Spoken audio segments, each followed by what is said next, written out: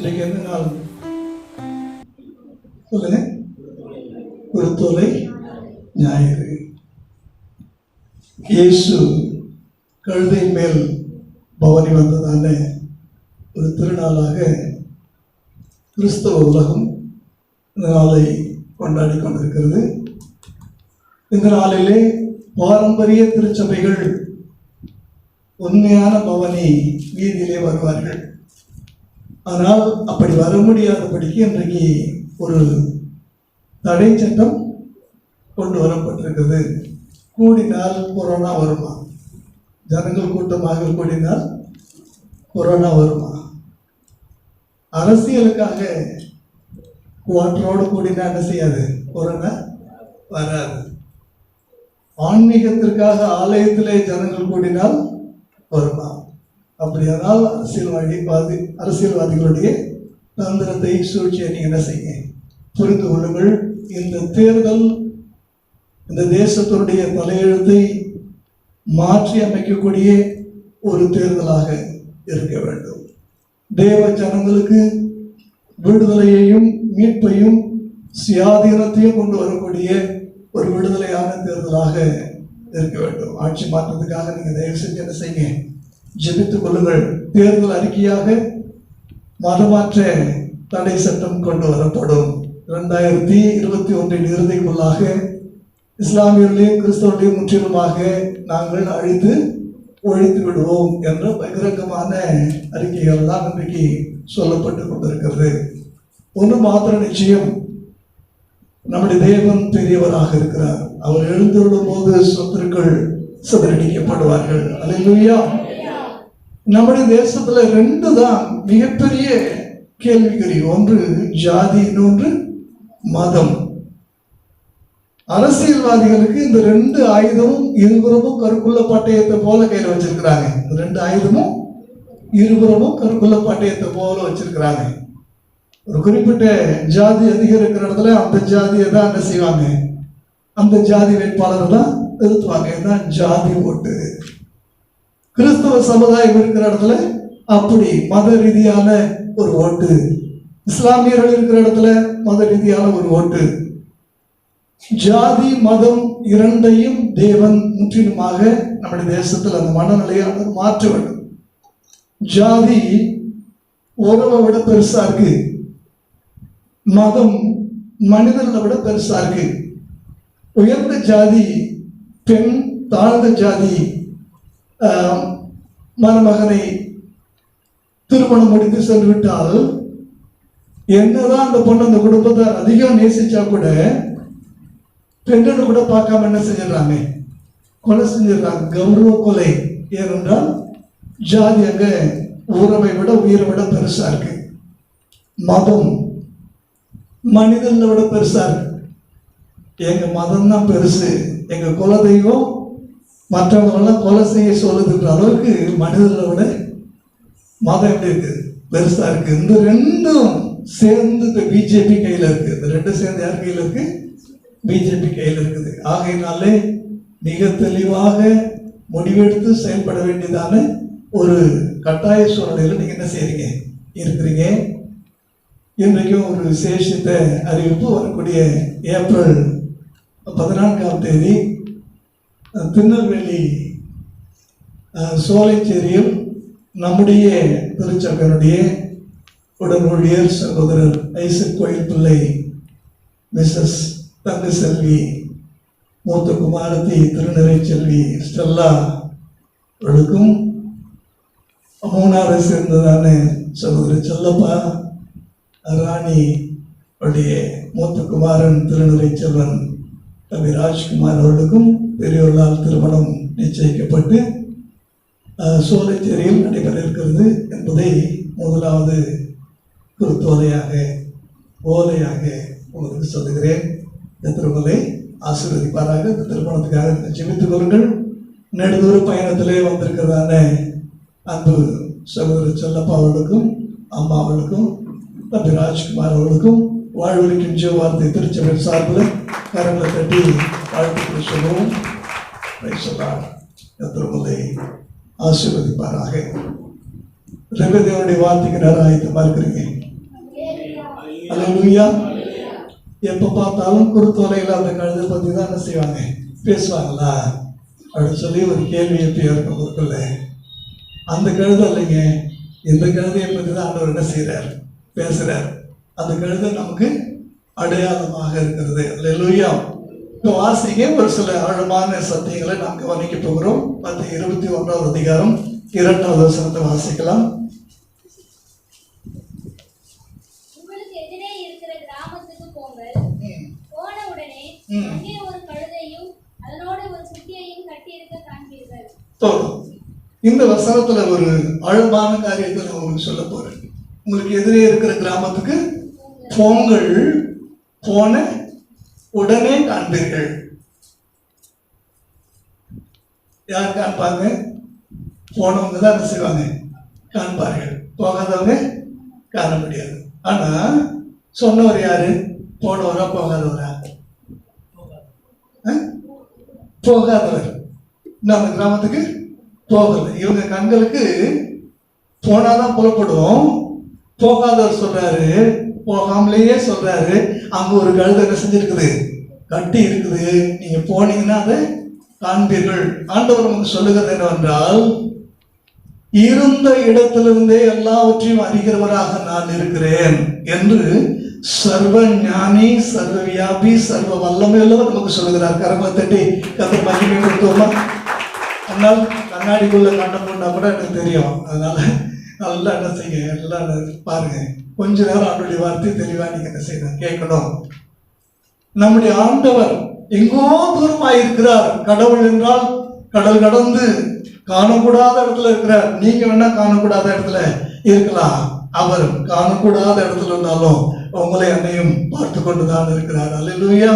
அப்படி கண்கள் அதர்சனமானவைகளை காண்கிற பார்வை நிறைந்த கண்களாக இருக்கிறது. அல்லேலூயா. இப்ப பாருங்க, என்ன கட்டி இருக்குவா 2வது வசனத்துல? நல்லா சொல்லுங்க, எல்லாரும் பைபிள் எடுத்துக்க. கழுதை குட்டி, கழுதையும் சரி குட்டியும் சரி, ரெண்டும் என்னதான் பண்றீங்க, ரெண்டும் கட்டப்பட்டிருக்கு. பெரியவங்களும் சரி சின்னவங்களும் சரி ஏதோ ஒரு விதமான கட்டுகள் இருக்கத்தான் செய்கிறது. மத்தேயு 11:28 வாசிச்சு பாருங்க. மத்தேயு 11வது அதிகாரம் 28வது வசனம். துரிதமாக வாசிங்க. வருத்தப்பட்டு பாரம் சுமக்கிறவர்களே, நீங்கள் எல்லாரும் கழுதையாய் இருந்தாலும் கழுதை குட்டியாய் இருந்தாலும் பெரியவர்களாய் இருந்தாலும் சிறியவர்களாய் இருந்தாலும் நீங்கள் எல்லாரும் கட்டப்பட்டு இருக்கிறீர்கள். நீங்கள் எல்லாரும் என்ன பண்ணியிருக்கிறீங்க, கட்டப்பட்டு இருக்கிறீங்க. ஏதோ ஒரு கட்டு உங்களுக்கு இருக்கிறது, ஏதோ ஒரு பாரம் வருத்தம் உங்களுக்கு என்ன செய்யுது, இருக்குது. கழுதை என்ற உடனே அடுத்து என்ன ஒரு விலங்கு நமக்கு ஞாபகம் வரும், என்ன சொல்லுங்க? குதிரை. கழுதை, குதிரை. கழுதை என்று சொல்லும் போது அது சேணம் வைத்து சுமை சுமப்பதற்காக உழைப்பாளிகளுடைய வர்க்கத்தை நமக்கு காண்பித்து கொடுக்கக்கூடிய ஒன்று. கழுதை என்பது அந்த நாட்கள்ல வந்தாங்கன்னா உறவுகள் சொந்தம் கொண்டாட வருகிறது, வந்து தங்கி சொல்லுவார்கள், உரிமை கொண்டாடுவார்கள் என்று பொருள். குதிரை என்பது வந்தா யுத்தம் பண்ண வருகிறார்கள், கையில் என்ன இருக்கும், பட்டயம் இருக்கும், போகும்போது நம்முடைய ரத்தத்தையும் உயிரையும் என்ன செய்வாங்க, பறித்து கொண்டு போவார்கள் என்று அர்த்தம். கழுதை என்பது வருகிறவர்கள் அப்பத்தையும் உலர் திராட்சை குலைகளையும் கொண்டு வருகிறவர்கள் என்று பொருள். புரிந்து கொள்ளுங்கள். சாந்த குணமுள்ள ராஜாவாக, சமாதான பிரபுவாக கழுதையின் மேல் வந்த நம்முடைய ஆண்டவர் இன்னும் கொஞ்ச நாளிலே அவருடைய கோபம் பற்றி எரிய போகிறது. இருபுறமும் கருக்குள்ளவராய், நீதியுள்ள நியாயாதிபதியாய் வெள்ளை குதிரையின் மேல் அவர் வரப்போகிறார். கரங்களை தட்டி கர்த்தரை மகிமைப்படுத்துவோமா? அல்லேலூயா. எனக்கு பிரியமான தேவனுடைய பிள்ளைகளே, வருத்தப்பட்டு பாரம் சுமக்கிறவர்களே, கழுதை என்ற வார்த்தை பாரம் சுமப்பதற்காக பயன்படுத்தக்கூடிய விலங்குகளிலே மிக முக்கியமான ஒரு விலங்கு அது கழுதை தான். அந்த கழுதை இன்றைக்கு நமக்கு அடையாளமாக இருக்கிறது. ஆண்டவர் அனுப்புகிறார், ஆள் அனுப்புகிறார். உங்களுக்கு எதிரே இருக்கிற கிராமத்துக்கு போங்கள். அங்கே 2 கழுதை என்ன செய்யுது? கட்டப்பட்டு இருக்குது. பெரிய கழுதை கட்டப்பட்டிருக்குது, சின்ன கழுதையும் கட்டப்பட்டிருக்கு. 2 கழுதை என்ன செய்யுங்க?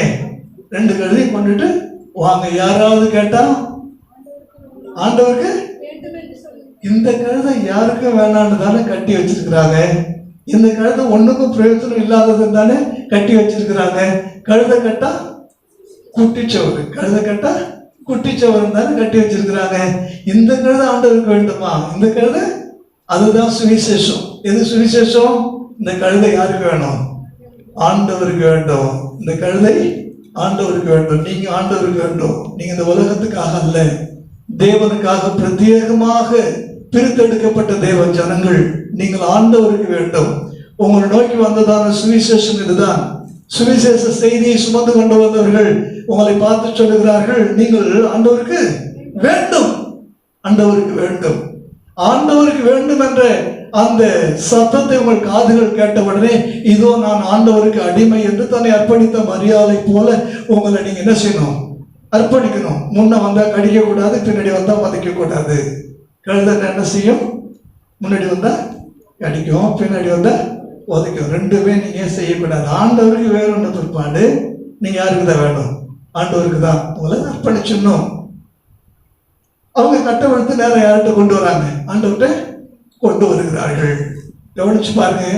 இன்றைக்கும் ஆண்டவர்கிட்ட வர முடியாதபடிக்கு ஆண்டவருக்கும் நமக்கு இடையில ஒரு குறிப்பிட்ட தூரமா இடையில என்ன செய்யுது? ஒரு குறிப்பிட்ட தூரம் இருக்குது. ஆனாலும் நம்ம ஆண்டவருடைய பார்வைக்கு தூரமானவர்கள் அல்ல. ஆண்டவர் வேண்டுமானா உங்க கண்ணுக்கு முன்னால் அந்த கிராமத்துக்கு வராமல் இருந்திருக்கலாம். அந்த கிராமத்துக்கு அவர் அனுப்பின ஆட்கள் வருவதற்கு முன்னதாக அவருடைய பார்வையில் நீங்கள் பட்டு விட்டீர்கள். நீங்கள் இருந்த இடம் அவருக்கு தெரியும். உங்கள் உள்ளத்தினுடைய உணர்வுகள் அவருக்கு தெரியும். உங்களுடைய வாழ்க்கையினுடைய கட்டுகள் அவருக்கு தெரியும். உங்கள் வாழ்க்கையில நீங்கள் சுமந்து கொண்டிருக்கிறதான அந்த வருத்தமும் பாரமும் அவருக்கு தெரியும். அல்லேலூயா. தெரியுமா தெரியாதா? ஆண்டவர் என்னை காண்கிறாரா, ஆண்டவர் என்னை அறிந்திருக்கிறாரா என்ற ஒரு ஏக்க பெருமூச்சு யாருக்கெல்லாம் இருக்குதோ ஒன்று சொல்றேன், உங்களை அறியாமல் ஒருவர் உங்கள் நடுவில் இருக்கிறார். உங்கள் பார்வைக்கு புலப்படாத அதிர்ஷ்டமான ஒருவர் உங்கள் நடுவில் இருக்கிறார். அவர் உங்கள் மனங்களை தூரத்திலிருந்தே அறிகிறவராக, உங்கள் எண்ண ஓட்டங்களை உள்ளே இருந்து வெளியே வருவதற்கு முன்னதாக புரிந்து கொள்கிறவராக நம்முடைய ஆண்டவர் இருக்கிறார். அல்லேலூயா. பாரம், வருத்தம். மத்தேயு 11:28 பாத்தீங்கன்னா, வருத்தப்பட்டு பாரம். வருத்தம் மனதை பாதிக்கும், பாரம் சரீரத்தை பாதிக்கும். எல்லாரும் சொல்லுங்க, வருத்தம் மனதை பாதிக்கும், பாரம் சரீரத்தை பாதிக்கும். வருத்தம் தேவனுக்கு தெரியும், பாரம் மனுஷனுக்கு தெரியும். நான் வருத்தப்பட்டேன்னா அதை தேவன் பார்ப்பாரு. வெளியில பாரம் சுமந்தா அதை யார் பாப்பா? மனுஷன் பாப்பா. என் தேவன் மனுஷனா வந்து வாழ்ந்தபடினால 2ஐயும் அவர் பார்ப்பார். கரங்களை தட்டி கர்த்தரை மகிமைப்படுத்துவா. என் வருத்தமும் அவருக்கு தெரியும், என் பாரமும் அவருக்கு தெரியும். அல்லேலூயா. இப்போது நீங்கள் யாத்திராகமம் 1வது அதிகாரம் 13-14 வாசிப்போம். யாத்திராகமம் 1:13-14. எகிப்தியர் இஸ்ரவேல் புத்திரரை கொடுமையாய் வேலை வாங்கினார்கள். சாந்தும் செங்கலும் ஆகிய இவைகளை வேலையினாலும் வயலில் செய்யும் சகலவித வேலையினாலும் ஜீவனையும் கசப்பாக்கினார்கள். அவளை கொண்டு செய்வித்த மற்ற எல்லா வேலைகளிலும் கொடுமையாய். அல்ல கவனிங்க, எப்படி அந்த வார்த்தையை 2 முறை ஆண்டவர் பதிவு பண்ணி இருக்கிறார் என்றால் அவருடைய வாழ்க்கையில எவ்வளவு வருத்தம் இருந்திருக்கும், அவருடைய வாழ்க்கையில எவ்வளவு பாரம் இருந்திருக்கும். அதே மாதிரிதான் திருப்பூர்ல சில சத்தம் நீங்க வேலை செஞ்சுட்டு இருப்பீங்க. தாகம்னா கூட தண்ணி குடிக்க என்ன செய்ய முடியாது, போக முடியாது. உடம்பு சரியில்லைன்னா கூட சடனா லீவ் போட்டு என்ன செய்ய முடியாது. ஒரு மாத்திரை கொடுக்குறோம், இங்கேயே வாங்கி போட்டு முழுங்கிட்டு வேலை என்ன செய்யுங்கன்னு சொல்லுவாங்க. நைட்டு வேலை தூக்கி வந்தா கூட ஒன்றும் அந்த முகத்துல தண்ணியை அடிச்சு இங்கே என்ன செய்யுங்க, வேலை செய்யன்னு சொல்லுவாங்க. கொடுமையான ஒரு வேலை, கொடுமையான ஒரு சூழ்நிலை, கொடுமையான இடத்துல நம்ம இருக்கிறோம். உண்மையா சொல்ல போனா ஜீவனும் கசந்து போகிற சூழ்நிலை. வசனம் சொல்றது என்ன போட்டிருக்கு? ஜீவனையும். ஜீவனை கசப்பாக்கிட்ட பிற்பாடுப்பா உங்களுக்கு என்ன இருக்கு சொல்லுங்க? உடம்பு மட்டும்தான் இருக்குது. இப்ப ஜீவன் கசந்து போயிடுச்சு. இப்ப என்ன மட்டும்தான் இருக்குது? உடம்பு மட்டும்தான் இருக்கு. நடைபெறமாக இருக்கிறார்கள். சுய வெறுப்பு விருப்பு எதுவுமே இல்லாதபடிக்கு ஒரு அடிமை எப்படி தெரியுங்களா? நீங்க கவனிச்சீங்களே, ஒரு சுமை சுமக்கக்கூடிய ஒரு வேலைக்காரன், கூலிக்காக வேலை செய்கிறவன் கூலி பத்திரம்னா எஜமான மாத்திட்டு போயிடலாம். அடிமை சோறே போடலன்னா கூட யாரும் மாற்ற முடியாது, எஜமான மாற்ற முடியாது. என் வீட்டில் நான் வளர்க்குற ஒரு நாய், ஒரு ஆடு, ஒரு கோழி எப்படியோ அப்படித்தான் அடிமை. விரும்பினா ஆக்கி சாப்பிடலாம். சீரியஸா சொல்றேன், எஜமான்கள் விரும்பினால் அடிமைகளை சமைத்து சாப்பிடலாம். அந்த அளவுக்கு கொடூரமான ஒரு காலகட்டம் அது, கொடூரமான காலகட்டம். ஜீவன் கசந்து போயிட்டு இப்போது எப்படி இருக்கிறாங்க? ஒரு எந்திரம் எப்படி சுவிட்ச் போட்டா ஃபேன் ஓடுது, ஸ்டார்ட் பண்ணா கார் ஓடுது, எப்படி மிஷின்லாம் ஒர்க் ஆகுதோ அந்த மாதிரி தான். பொழுது விடிஞ்சா பொழுது போனா கரெக்டா உங்களுக்கு என்ன இருக்குது? சரியா இருக்கு. எந்திர கதையான ஒரு வாழ்க்கை. ஜீவன் பேருக்கு தான் இருக்கு. ஜீவன் ஏன் பாரம் ஆயிடுச்சு? ஜீவன் எப்படி ஆயிடுச்சு? பாரம் ஆயிடுச்சு. இந்த சூழ்நிலையில தான் நான் இந்த கழுதையினுடைய காரியத்தை நான் கொண்டு வந்து உங்களுக்கு அதை ஒப்பிட்டு காண்பிக்க விரும்புகிறேன். அதுல வாசிங்க 4வது வசனம்.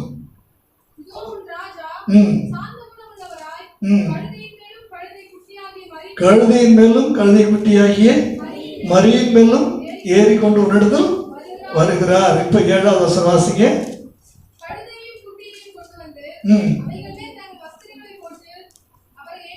அவரை ஏற்றினார்கள். இந்த காட்சியை நான் உங்களுக்கு ஆதியாகமத்துக்கு கொண்டு சென்று காண்பிக்க விரும்புகிறேன்.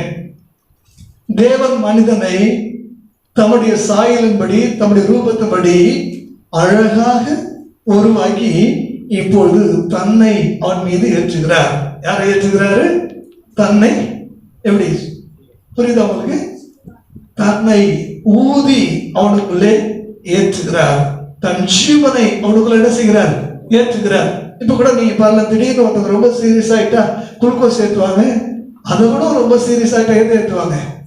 விபத்துல சிக்கி ரத்தம் போயிடுச்சு, உயிருக்கு போராடிட்டு இருக்கிறவங்களுக்கு எதை ஏற்றுவாங்க?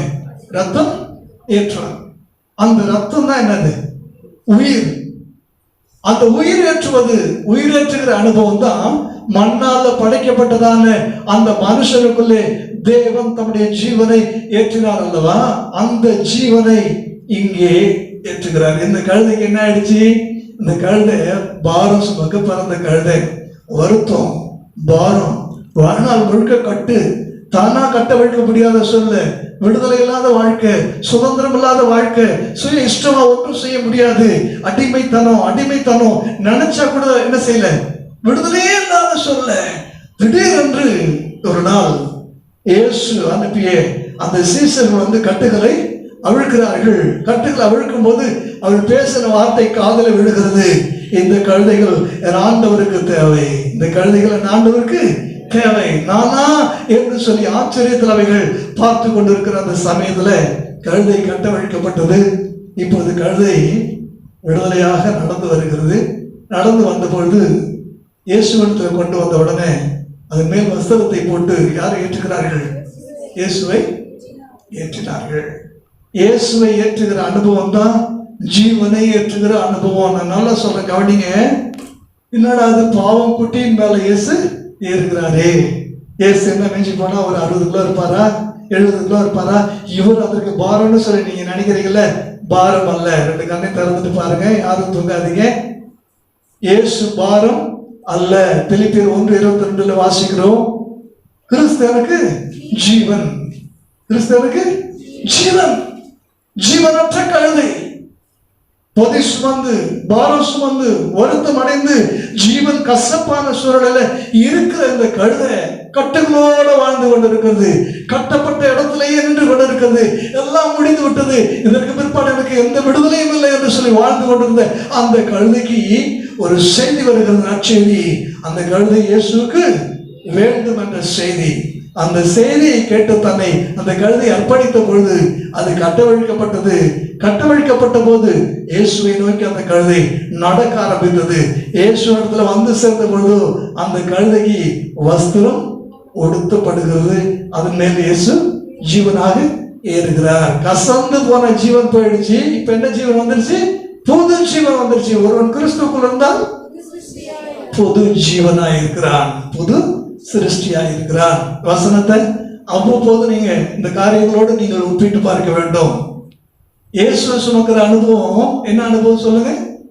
ஜீவனை சுமக்கிற அனுபவம். இப்ப உங்க ஜீவனை நீங்க சுமந்துட்டு இருக்கிறீங்கல்ல, இந்த ஜீவன் முற்றுப்புள்ளிக்கு கடந்து போகிற ஜீவன். எப்பொழுதாவது ஒரு நாள் முற்று பெற வேண்டிய ஒரு ஜீவன்.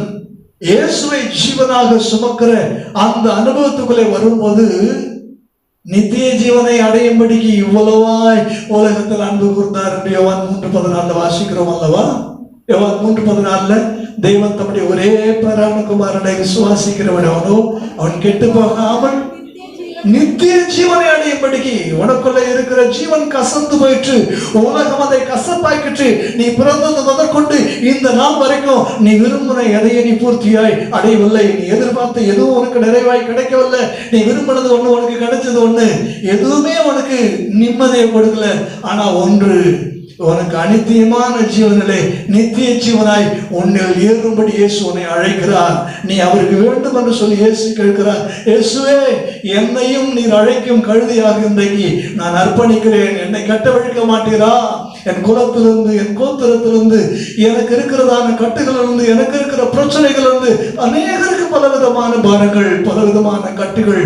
என் தேவனே, ஒட்டுமொத்தமாக இன்றைக்கு கட்டவிழ்க்கும்படி உம்முடைய வார்த்தைகளுக்கு முன்பாக உம்முடைய திருவர சித்தத்திற்கு என்னை அர்ப்பணிக்கிறேன் ஆண்டவர் என்று சொல்லி கேட்பில்லானால் இந்த நாள் செய்தி ஒரு வாழ்க்கையில் ஒரு நற்செய்தியாக மாறும். அல்லேலூயா, அல்லேலூயா. இயேசு உங்களுக்குள்ள புது ஜீவனா வருவாரு. புது ஜீவனா வந்த உடனே இப்ப என்ன ஆச்சு தெரியுமா? எல்லாரும் வஸ்திரத்தை கீழே விரிக்கிறாங்க. இந்த கழுதை எங்க நடக்கல, கீழே வாசிச்சு பாருங்க. 8வது வசனத்தை வாசிங்க. திரளான ஜனங்கள் தங்கள் வஸ்திரங்களை வழியில, ஆமா, இப்பெல்லாம் நமக்கு வந்து வழியை கிளீன் பண்ணி ஜேசிபில நல்லா சுத்தம் பண்ணி தார் ரோட்லாம் என்ன செய்யறாங்க, போட்டு கொடுத்து தார் ரோட்ல நம்ம நடக்க வைக்கிறாங்கல்ல. அந்த மாதிரி அந்த கழுதை எதுக்கு நடக்குது? வஸ்திரத்துக்கு மேல நடக்குது. கொஞ்சம் யோசிச்சு பாருங்க. இயேசு சுமக்கிற அனுபவம் பூமியில படாத ஒரு அனுபவம்.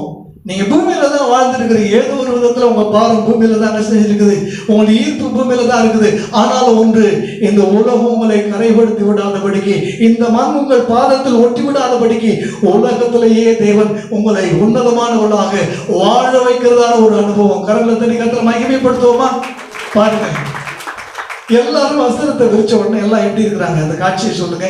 இங்க இருக்கிற நீங்க எல்லாம் வஸ்திரத்தை விரிச்சிட்டீங்க, கழுதைக்கு எப்படி இருப்பீங்க? ட்ரெஸ் போடக்கூடாத கழுதை ட்ரெஸ் போட்டிருக்குது.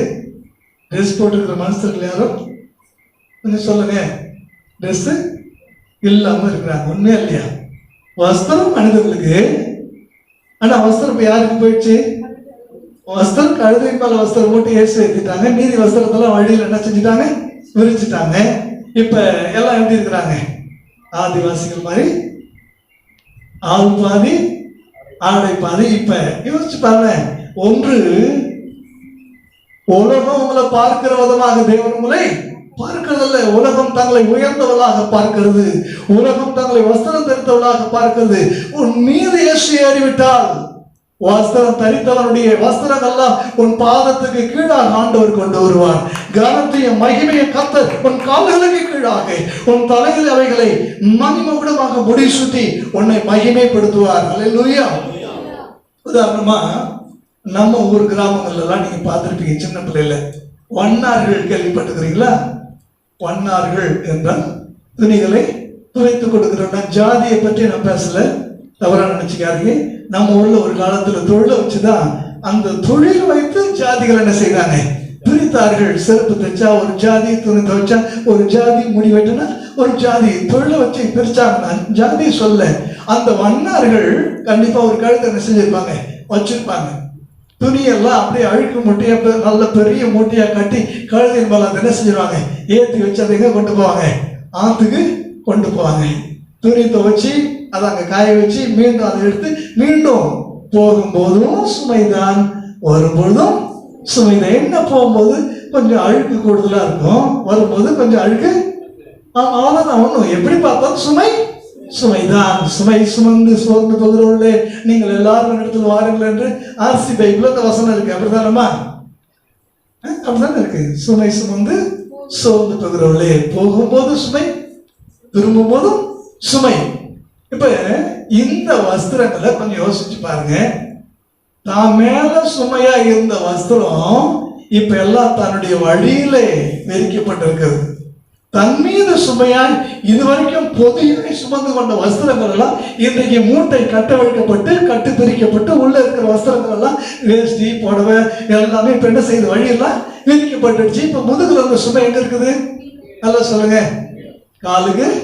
எனக்கு அன்பான தேவ ஜனமே, எவைகளெல்லாம் உன்னை சுமைகளாக சுமத்தி கொண்டிருந்ததோ, எவைகளெல்லாம் உன்னை அழுத்தி கொண்டிருந்ததோ, எவைகளெல்லாம் உன்னை பாரப்படுத்தி கொண்டிருந்ததோ அத்தனையும் தேவன் கட்டவிழ்த்து பிரித்து ஒவ்வொன்றாக எடுத்து சுமைகளை குறைத்து உன் கால்களுக்கு கீழாக ஆண்டவர் விரிக்க போகிறார். உன்னை மகிமைப்படுத்த தேவன் கனம் பண்ண போகிறார். அல்லேலூயா. நடக்குமா நடக்காதா சொல்லுங்க. நாம கட்டவிழ்க்க அது எங்கதான் இருக்கும்? முதுகுல அப்படியே இருக்கும். போதும் ஆண்டவரே என்னை எடுத்துக்கொள்ளணும்னு சொல்லி நீங்க கசந்து போகிற வரைக்கும் எங்க இருக்கும்? முதுகுல தான் அவைகள் இருக்கும். சில பேருக்கு இந்த கழுதையை பத்தி பிடிச்சிருக்குது. இந்த கழுதை மாறணும் எத்தனை பேருக்கு ஆசை? அல்லேலூயா. பின்னாடி இருக்கிறவங்களாம் ஒண்ணுமே தெரியலமா, ஃபேன் இருக்குது, கொஞ்சம் முன்னாடி இடமும் இருக்குது. சில தேவதூதர்களுக்கு இடத்த விட்டுட்டு பின்னால போய் என்ன செய்றீங்க, உட்கார்ந்துருக்கிறீங்க. இன்றைய செய்திகளுடைய அந்த காரியங்களை நீங்க பார்க்கணும். இன்னொரு வசனத்தை வாசிங்க. நியாயாதிபதிகள் 15வது அதிகாரம் 12வது வசனம் வாசிங்க. 15:12.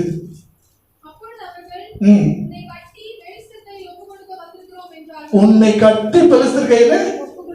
அதுக்கப்புறம் நீங்க வீட்டுக்கு போய் அந்த அதிகாரத்தை நீங்க வாசிச்சு பாருங்க. இந்த சிம்சோனுக்கு பெலிஸ்தர்கள் இழைத்த தீங்கு நிமித்தம் சிம்சோன் 300 நரிகளை பிடித்து 2 நரிகளாக வாள்களிலே ஒரு எரிகிற தீப்பந்தத்தை அதை சேர்த்து இணைத்து கட்டி வெள்ளாண்மைகளுக்குள்ளே விடுகிறான். பெலிஸ்தருடைய வயல்வெளிகள் எல்லாம் ஒலிவ தோப்புகள் எல்லாம் எரிந்து நாசமாக போய்விட்டது. வந்துட்டான். வந்து இப்ப யூதா தேசத்திலே அவன் குடியிருக்கிறான். இப்போது பெலிஸ்தர்கள் யூதாவுக்கு விரோதமாக படையெடுத்து வருகிறார்கள். யூதா தேசத்து மக்கள் கேட்கிறார்கள், ஏன் படையெடுத்து வந்திருக்கிறீர்கள்? இல்லை, சிம்சோன் உங்களுக்கு செய்தபடியே நாங்கள் சிம்சோனுக்கு செய்ய வேண்டும், சிம்சோனை கட்டுவிக்கிறதுக்காக வந்திருக்கிறோம் என்று சொன்னபோது யூதர்கள், யூதா கோத்திரத்தை சேர்ந்த 3000 பேர் இப்பொழுது சிம்சோனிடத்துல போகிறார்கள். பெலிஸ்தர் நம்மை ஆளுகிறார்கள் என்று உனக்கு தெரியாதா? ஏன் இப்படி செய்தாய் என்று அவரிடத்துல கேட்டபோது, அவர்கள் எனக்கு செய்தபடி நானும் அவளுக்கு செய்தேன். நாங்களுடைய கட்டுவித்து பெலிஸ்தருடைய கையிலே ஒப்பு கொடுக்க வந்திருக்கிறோம் என்று யார் சொல்றா? சொந்த ஜனங்க. எனக்கு பிரியமான தேவ ஜனமே, சொந்த ஜனங்களே கட்டி வைத்திருக்கிறதான ஒரு அனுபவம். ஒன்றும் இல்லை, அவன் சொல்லிட்டான், நீங்க என்ன கொன்னுட மாட்டீங்கல்ல சொல்லி சத்தியம் வாங்கிட்டு சொந்த ஜனங்க தன்னை கட்டுவதற்கு என்ன செய்யறான்? விட்டு கொடுக்குறான். இது வரைக்கும் ஒரு போது கட்டிடாத அந்த கயிற்றை வச்சு என்ன செய்யறாங்க? கட்டி அவனை கொண்டு போய் பெலிஸ்தர் கையில ஒப்பு கொடுக்க போறாங்க. அவனை பார்த்த உடனே பெலிஸ்தர்கள் அப்படி ஆரவாரமா என்ன செய்யறாங்க? ஆரவாரமா வந்துட்டான். அப்படி எதிரி கையில சிக்கிட்டான். சின்ன பின்னமாக போறான்னு சொல்லி அவனை யோசிச்சுட்டு இருக்கும். என்ன நடந்துச்சு? 15வது வசனத்தை வாசிச்சு பாருங்க. இல்ல அதுக்கு மேல 13வது வசனம் நினைக்கிறேன், வாசிங்க. நெருப்பு பொறிப்பட்ட நூல் போலாகி, அந்த வாசிங்க அந்த பகுதி.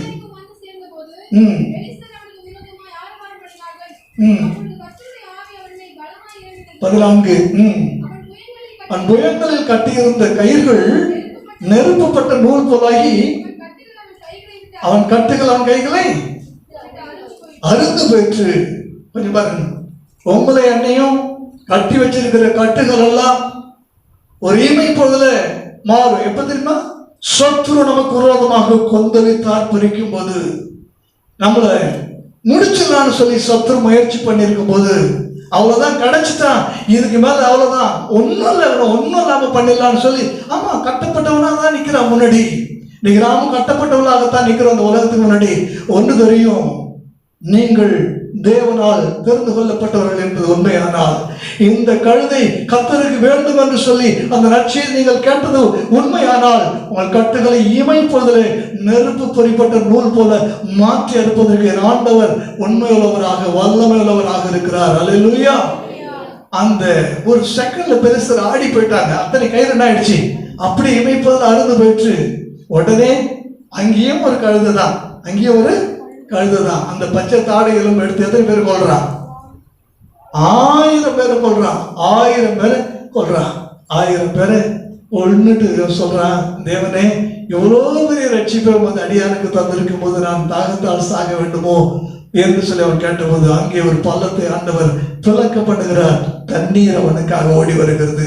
தண்ணீரே இல்லாத ஒரு வனாந்தரத்துல ஒரு பள்ளத்தை பிளக்க பண்ணி தேவன் தம்முடைய அந்த ஆசனுக்கு தண்ணீரை அந்த இடத்துல கொண்டு வர முடியுமே. ஆனால் கட்டப்பட்டிருக்கிற சூழலில, எதுவுமே இல்லாத சூழலில, எல்லாம் முடிந்து விட்டது என்று சொல்லி நீ நினைக்கிற சூழலில, உனக்காக தேவன் எல்லாவற்றையும் பிளந்து உனக்கு வேண்டியதை கண்மலைகளை கூட பிளந்து ஆண்டவர் கொடுக்க வல்லமையுள்ளவராக இருக்கிறார். கரங்களை தட்டி ஆண்டவருக்கு நன்றி சொல்லுவோமா? அல்லேலூயா. எத்தனை பேர் சந்தோஷமா இருக்கிறீங்க? அல்லேலூயா. நீங்க இந்த கழுதையினுடைய காரியத்துல நீங்க ஒரு காரியத்தை நீங்க கவனிக்கணும். இந்த கழுதை இயேசுவை ஏற்றிட்டு வருது. இயேசுவை ஏற்றிட்டு வந்து அப்புறம் இறக்கி விட்டுடுது. அடுத்த நாள் இந்த கழுதை போகுது. ஆத்து வழியா என்ன செஞ்சுட்டு இருக்குது? போயிட்டு இருக்குது. இப்ப ஆத்துல துணியெல்லாம் துவைச்சு அப்படியே காய வச்சிருப்பாங்க, பாத்தீங்களா? பார்த்துருக்கலாம் நீங்க? அதெல்லாம் பார்த்த உடனே இதுக்கு நேற்று ஞாபகம் வந்துருச்சு. என்ன ஞாபகம் வந்துருச்சு? நேற்றுக்கு இதெல்லாம் யாருக்கு தான் நடக்கிறதுக்கு விரிச்சாங்க? எனக்கு தான் விரிச்சாங்க. இப்ப பார்த்தோம்னா இதெல்லாம் யாருக்கு தான் விரிக்கப்பட்டிருக்குது? நமக்கு தான் விரிக்கப்பட்டிருக்குன்னு சொல்லி இப்ப ஏறி அது மேல என்ன செய்ய ஆரம்பிச்சிருச்சு? நடக்க ஆரம்பிச்சிருச்சு. கடந்து வர முடியுமா? சொல்லுங்க, என்ன ஆகும்?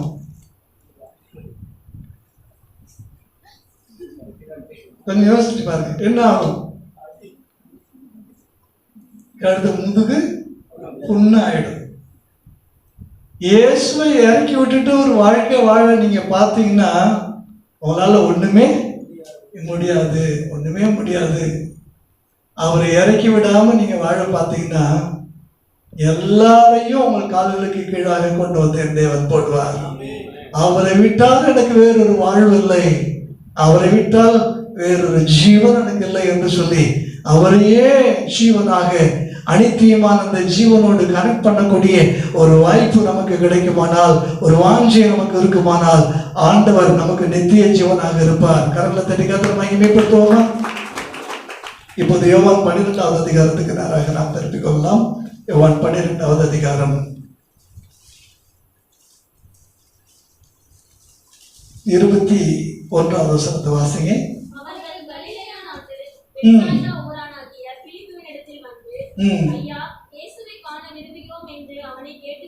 ஐயா இயேசுவை காண விரும்புகிறோம் என்று அவனை கேட்டுக்கொண்டு. எப்ப கேட்கிறாங்க? சரியா சொல்லுங்க, இந்த சமயத்துல கேட்கிறாங்க. 12:13 வாசித்து பாருங்க. 12:13.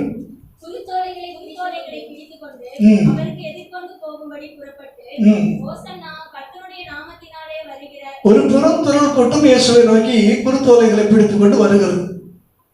இயேசு எதுல வந்துட்டு இருக்கிறாரு? கழுதையின் மேல வந்துட்டு இருக்கிறாரு. முன்னடப்பாரும் பின்னடப்பாரும் ஓசன்னா ஓசன்னான்னு சொல்லி என்ன செய்யறாங்க? ஆண்டவரை உயர்த்தி துதிச்சுட்டே இருக்கிறாங்க.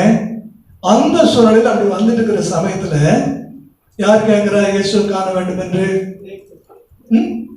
கிரேக்கர். அப்படியே வாசிங்க.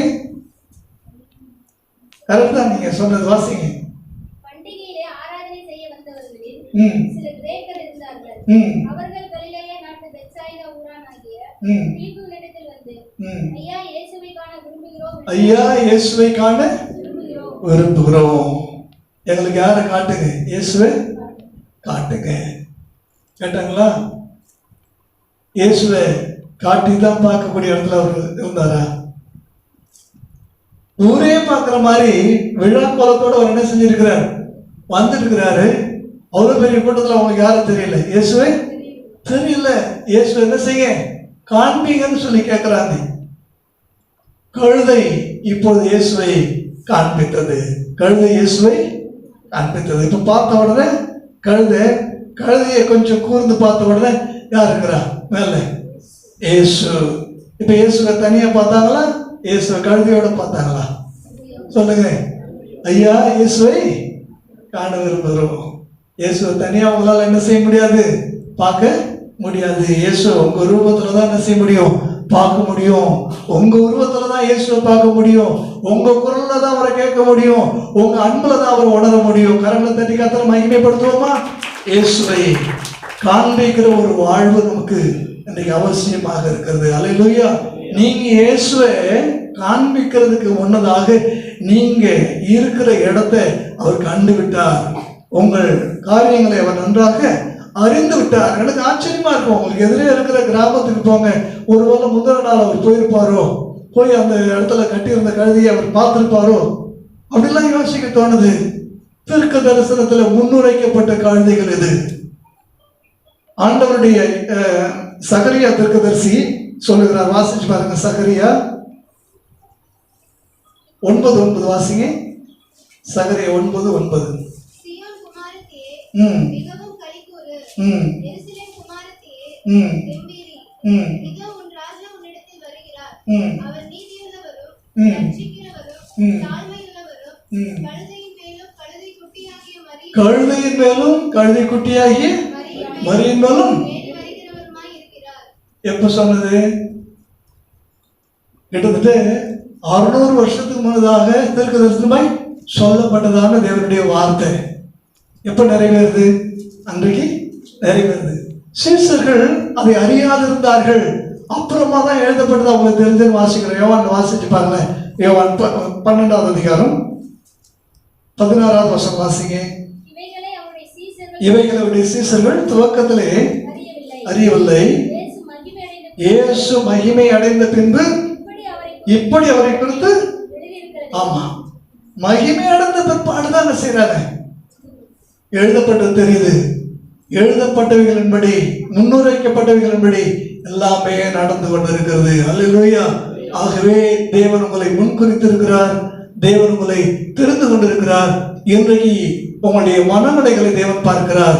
வருத்தப்பட்டு பாரம் சுமக்கிறவர்களே, நீங்கள் எல்லாரும் என்னிடத்தில் வாருங்கள், நான் உங்களுக்கு இளைப்பு ஆறுதல் தருவேன். வெறும் ஆறுதல் இல்லை, நீங்கள் ஓய்வு பெற்று நிம்மதியாக இருக்கக்கூடிய ஒரு ஆறுதலை, ஓய்வும் ஆறுதலையும் சேர்ந்து, ஓய்வு பிளஸ் ஆறுதல் ரெண்டும் சேர்ந்து நாங்க இளைப்பு ஆறுதல், களைப்பு ஆறுதல் எல்லாவற்றையும் ஆண்டு நமக்கு தருகிறார். அல்லேலூயா.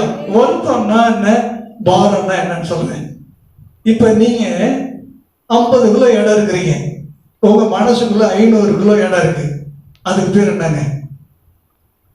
அதுக்கு பேரு வருத்தமோ பாரமோ. நீங்க நாம பார்த்தா லேசா தான் தெரியும். ஒவ்வொருத்தரையும் உண்மையாவே ஒரு ஸ்பிரிச்சுவல் தராசல நிறுத்தி பார்த்தா பெரிய வெயிட்டா இருப்பீங்க. பல்வேறு விதமான மாத்தாலே நீ 50 கிலோ இல்லை, நீ 500 கிலோன்னு ஆண்டவர் சொன்னாரா இல்லையா? அநேக காரியங்களை குறித்து நீ கவலைப்பட்டு கலங்கி கொண்டிருக்கிறாய். ஒவ்வொருத்தரையும் நீங்க நிறுத்து பாருங்க. தராசுல நிறுத்து குறைய காணப்பட்டா அது மெனே தைக்க உபாசே. ஆனா தராசுல நிறுத்து, தராசே சில சமயத்தில் என்ன ஆயிடும்? ஒரு ஹாஸ்பிட்டல் கிளினிக் வாசல்ல ஒரு எடை போடக்கூடிய ஒரு சின்ன தராசு இருக்குது. அந்த டிஜிட்டல் தராசு இருக்குன்னு பார்த்தீங்கன்னா ஸ்கொயர், அது மேலே ஏறி நிற்கணும். ஒரு அம்மா வராங்க. அந்த அம்மா வரும்போதே வாசல்ல 2 பக்கமும் அப்படியே சும்மா நுழைய முடியாதபடிக்கு அப்படியே என்ன செய்யறாங்க, உள்ள வந்து அந்த தராசுல அப்படி கால் அப்படி வைக்க போறாங்க. உடனே டாக்டர் சொல்றாரு, வேண்டாப்பா, அது அடக்கி போயிடும். அது என்ன அர்த்தம்?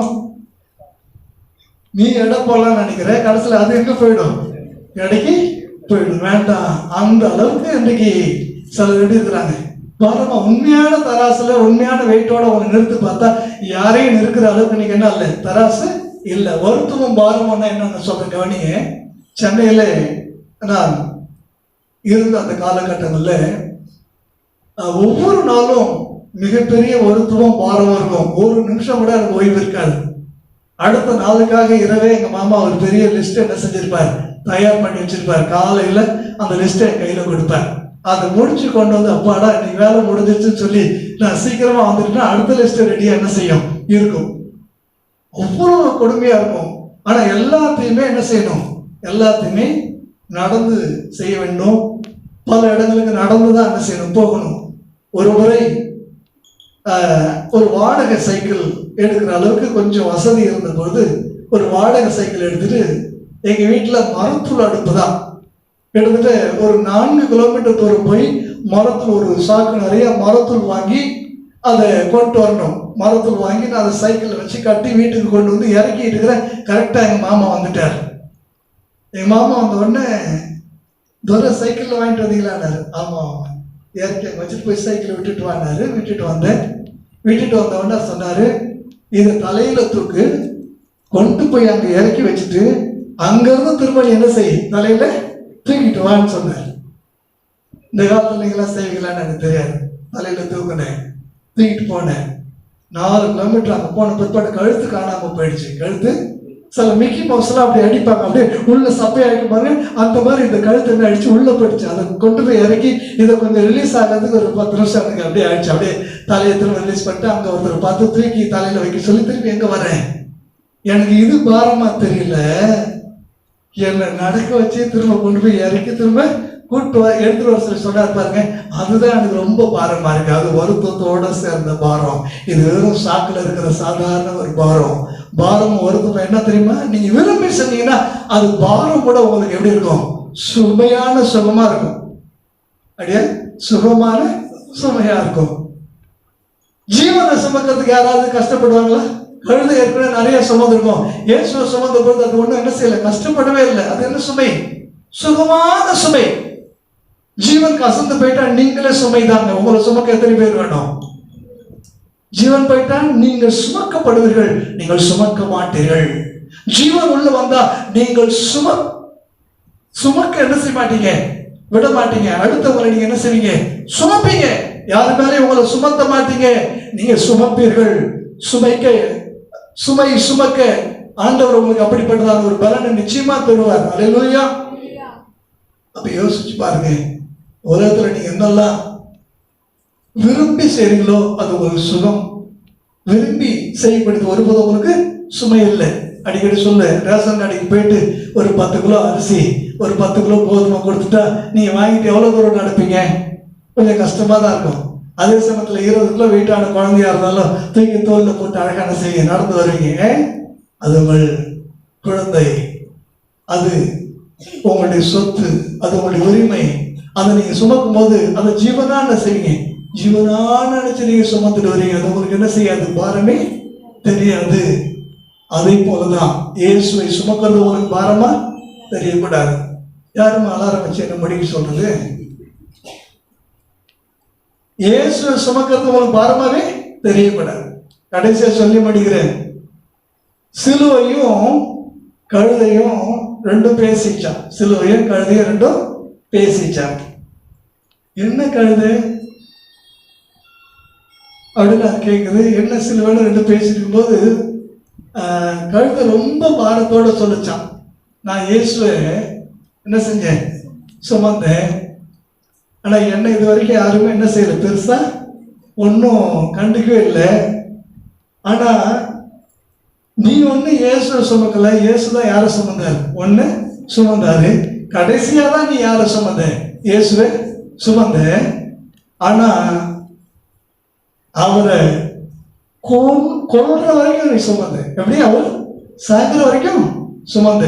உன்கிட்ட தான் அவர் என்ன செஞ்சார், ரத்தம் சிந்தினார். உன்கிட்ட தான் ஜீவன் என்ன செஞ்சார், விட்டார். ஒரு கொடூரமான ஒரு கொலை கருவி நீ. ஆனா இன்னைக்கு புனிதமான சின்னமா மாறி எல்லார் மேலேயும் நீ சுமையா என்ன செய்த இருக்கிற, எல்லார் இடத்துலயும் இப்ப நீ என்ன செஞ்சிருக்கிற, பாரமே இல்லாத சுகமான சுமையாய் தொங்கிக் கொண்டிருக்கிறாயே என்று சொல்லி இந்த கழுதை என்ன செஞ்சுதான் கேட்டுச்சான். அதுக்கு சிறுவர் சொல்லிச்சான், கழுத நீ இயேசு சுமந்துட்டு என்ன செஞ்சுட்ட, இறக்கி விட்டுட்ட. நான் இயேசு என்ன சுமந்தாரு. அப்புறம் நான் அவர் சுமக்கும் போது அவரை விட்டு என்னை பிரிக்க முடியாதபடிக்கு இறுக்கி அவரோடு நான் இணைக்கப்பட்டேன். இனி நான் அல்ல, அவரே என் ஜீவன் என்று சொல்லி ஒரு சரீரத்தோடு ஜீவன் எப்படி இணைந்திருக்குமோ அது போல அவரோடு ரெண்டால் நான் ஒன்று என்ன செஞ்சுட்டேன், கலந்துட்டேன். அவர்கிட்ட ஆணி அடிச்ச போது அந்த ஆணி அவர் கையில் இறங்கின ஆழத்தை விட எண்ணில் இறங்கின ஆழம் தான் அதிகம். அங்க வடிந்த ரத்தம் கீழே சொட்டியதை விட என்னை நனைத்தது தான் அதிகம், நனைத்தது தான் அதிகம். அவரை கடைசி வரைக்கும் நான் என்ன செஞ்சேன், நான் சுமந்தேன். கீழே விழுந்த போது அவரை மட்டும் அல்ல, நானும் சேர்ந்துதான் கீழே விழுந்தேன், நானும் சேர்ந்துதான் கீழே விழுந்தேன். என்றைக்கு நான் அவரை ஜீவன் போகிற வரைக்கும் சுமந்தேனோ அன்றைக்கே என்னுடைய எல்லா சாபமும் போய் புனிதமாக மாறி ஒவ்வொருவரும் ஜீவன் போகிற வரைக்கும் என்னை கழுத்திலே சுமக்கிற அளவுக்கு இன்றைக்கு நான் புனிதமாக மாறி இருக்கிறேன். அல்லேலூயா. கழுதை கூட நீங்க சாதாரணமா நினைக்காதீங்க. நம்ம ஊர்ல சொல்லுவாங்க கழுதைக்கு தெரியுமா, அது கிடையாதுங்க. கழு என்றால் ஒரு விதமான கோரை பாய்கள். இந்த பாய் இருக்கு பார்த்தீங்களா, இந்த பாயிலேயே பல விதமான கோரை இருக்குது. எனக்கு தெரியும் தைக்காலுங்கிறதான ஒரு ஊர்ல இந்த கோரைகள் என்ன செய்வாங்க, வெரைட்டி ஒரு சின்ன பாய் கூட 1000 rupeesக்கு மேலாங்க. அந்த மாதிரி பல அடுக்கு கோரைகளுக்கு அந்த கழு என்கிறதான அந்த உயர்ந்த ரக கோரையை தைக்கும் போது கற்பூர வாசனை என்ன செய்யுமா, வருமா. அந்த கோரையில் அந்த நூல் அப்படி உள்ள வந்து இறுக்கி தைக்கும் போது அங்கே என்ன வாசனை வரும், கற்பூர வாசனை. நம்மளால அதை தெரியாதபடிக்கு கழு தைக்க வருமா கற்பூர வாசனைன்னா இன்னைக்கு அதை வேற மாதிரி மாத்திட்டாங்க. எப்படி, கழுதைக்கு தெரியுமா கற்பூர வாசனை இல்லை.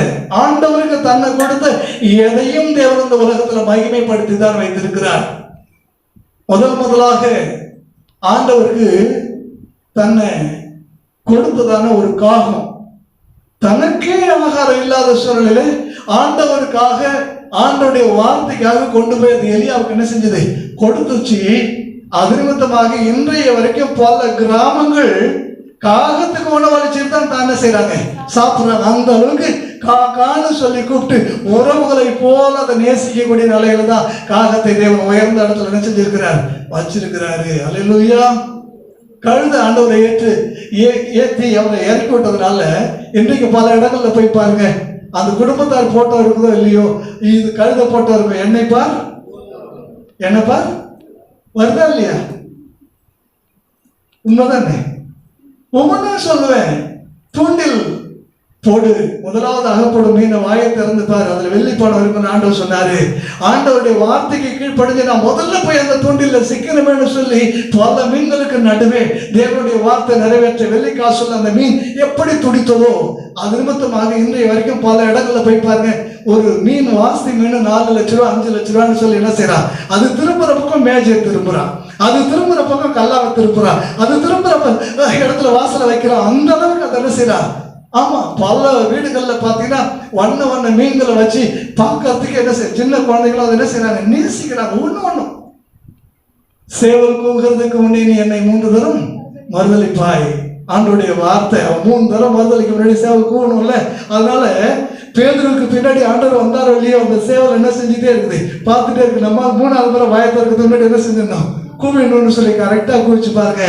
அதனால அது கூவிதான் எழுதிக்கணும்னு சொல்லி அநேக கிராமங்களுக்கு சேவலை தேவன் ஆதாரமாக வச்சிருக்கிறார். அது கூவலன்னா ஊரே என்ன செய்யாது, விடியல் இல்லை.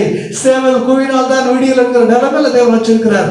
உன்னை நீ கர்த்தருக்காக கொடுத்தீங்கன்னா நீ யாரா இருந்தாலும் சரி, நீ எதுவா இருந்தாலும் சரி, தேவன் உன்னை உயர்த்தி உன்னதமான இடத்துல தான் வைப்பார். அதுல எந்த மாற்றமும் இல்லை. அல்லேலூயா. எழும்புமா.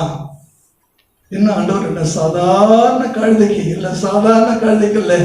இந்த உலகத்துல இயேசு மாம்சத்துல வாழ்ந்த போது அவர் எதையும் என்ன செய்யல, விரும்பல, எதையும் விரும்பல. எனக்கு வேணும்னு அவர் ஒண்ணு கேட்டிருப்பாருன்னா அந்த கழுதையை மட்டும்தான் அவர் என்ன செஞ்சிருக்கிறார், கேட்டுக்கிறார். எனக்கு வேண்டும். யாராவது கேட்டா சொல்லுங்க, இவைகள் யாருக்கு வேண்டும், ஆண்டவருக்கு வேண்டும். அவர் விரும்புகிறது வேற ஒன்றுமே இல்லைங்க. ஒன்றும் இல்லை, நீங்க கொடுக்கிற காணிக்கையை அல்ல, உங்களுடைய எந்த ஒரு பொருளாதாரத்தினுடைய பின்னணியை தேவன் விரும்பல. அவருக்கு தேவை நீங்க மட்டும்தான். அவருக்கு தேவை நீங்க மட்டும்தான். அவருக்கு தேவை நீ வேண்டும் எனக்கு, இது ஆண்டோடைய சத்தம். நீ வேண்டும் எனக்கு, இது ஆண்டோடைய சத்தம். உன்னை உலகம் இன்றைக்கு கட்டி வைத்திருக்குது. எனக்கு சொந்தம் என்று சொல்லி பிசாசு உன்னை கட்டி வைத்திருக்கிறான். அவனுடைய உரிமை பாராட்ட கட்டி வைத்திருக்கிறான்.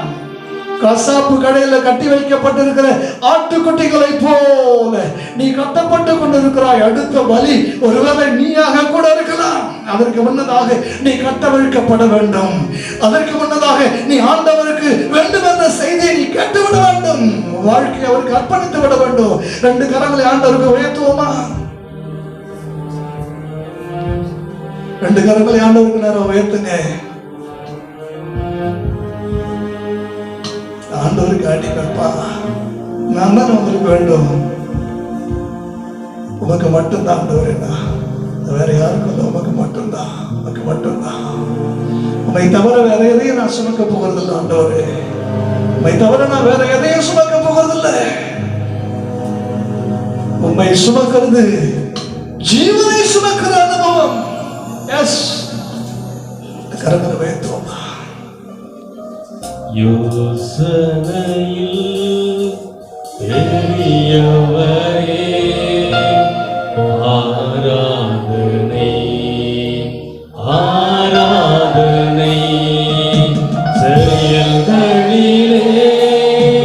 வல்லவரே, ஆராதனை ஆராதனை.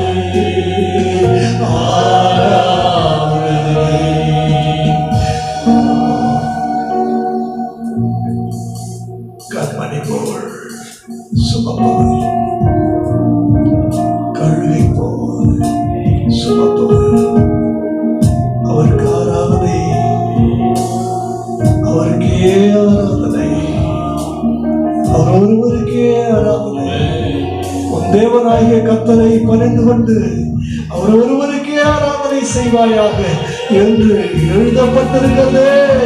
இயேசுவே அதை சொல்லுகிறார். பாரதி அடித்தளத்தில் சொல்லுவோமா? காப்பவரே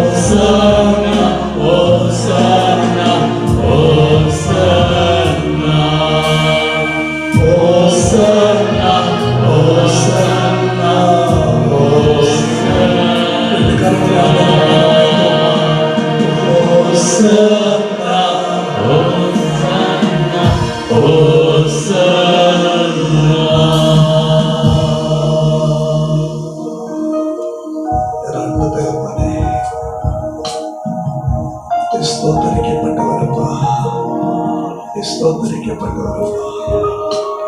நாங்கள் எல்லாரும் பாரம் சுமந்து ஜீவன் கசப்பாகி தவிக்கிற சூழலே எங்களுக்குள்ளே புதிய ஜீவனாக வந்து ஏறுகிற ஜீவனே உனக்கு ஓசன்னா, ஜீவனே உனக்கு ஓசன்னா. எகிப்து தேசத்துல அடிமை தலையிலே கொடுமையான வாழ்க்கையில ஜீவன் கசந்து போன ஜனங்களை மீட்கிற மோசையை அனுப்பி வாதைகளை அந்த ஜனங்களை ஆண்டவரை எகிப்து தேசத்தாருக்கு கொடுத்து செங்கடலை பிளந்து தம்முடைய ஜனங்களை பிரித்து வனாந்தரத்துல கொண்டு வந்து வயல்வெளி இல்லாத இடத்துல போஷித்தவரப்பா, தண்ணீர் இல்லாத இடத்துல தாகம் தீர்த்தவர் ஆண்டவரே. ஓ, மேற்கூரை இல்லாத இடத்துல மேகஸ்தம்பமாய் இருந்தவரப்பா, பகலில் மேகஸ்தம்பம், இரவிலே அக்கினி ஸ்தம்பம் தம்முடைய ஜனங்களுக்கு. அப்படி நீர் இருந்ததற்காக நமக்கு ஸ்தோத்திரம். உடைய ஜனங்களுக்கும் அப்படியே நீர் இருப்பீராக சொல்லி ஊழியனாகி அடியார் மனதார பிதா குமாரன் பசுத்தாவின் நாமத்தில் வாழ்த்தி ஆசீர்வதிக்கிறேன்.